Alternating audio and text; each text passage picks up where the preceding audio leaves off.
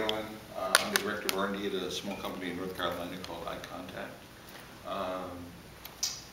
My role, I really don't have a claim to fame. I am the chair of the testing stage this year at the conference, so that's really not my claim to fame, but I welcome everyone to come to stage presentations. I think we have a good stage this year, so please. You work like a slave. And thank you. You must be good Jewish after my stuff. Stop. So please come. My hope for this workshop, I've actually had some success with ATDD at a couple of companies. I'm trying to be successful now at my current company. I'm sort of an external coach part-time, but an internal, I have skin in the game. I'm an employee. It's gosh darn hard to actually make it work, even if you're championing it from a leadership level. And so I sort of wanted to hear lessons learned here, and like the fact that this was a retrospective drew me. I hope we can learn. There's folks out there that are really having a hard time. I'm having a hard time, and it has such great promise. I hope we can step it up a few notches. I hear people saying it's easy. Maybe it is, but in some contexts, but in a lot of contexts it's not. I'm Matt Phillip, and this is my second year here. I came last year, and I get to stay for the whole Agile conference this year. I do Agile QA and some coaching, and my claim to fame is that I roomed with a Canadian last night, Gerard, and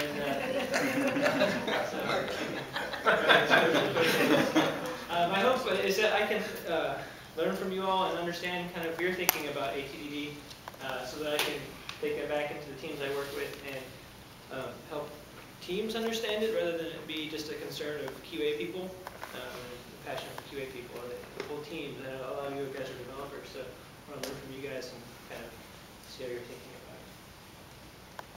I'm Janet Gregory. I'm from Calgary, Canada. And claim to fame is co-authored the book Agile Testing with Lisa. She didn't mention that. What I did like, and you mentioned it, is that there is a nice variety of people here. Some developers, some testers, and a little bit of everything. And I think that's a really good thing. One of my things that I do is help teams transition to traditional QA testers kind of people transition. And part of it is we don't have the tools. They don't have the tools. So how do we get them working on the concept and thinking about it, even if they're trying to do it? And I think that's the bigger part. Forget the tools, let them understand the concepts first. I'm Brian Merrick. I could have been a Canadian, but my parents got better of it. I left for the U.S. My claim to fame is that bloody 2x2 test matrix. This decade I plan to be a contract programmer. That's what I'm going to be doing this decade. And my hope for this workshop is that I change my mind about something. Anything, or do you have something in particular that you're not sure? Anything.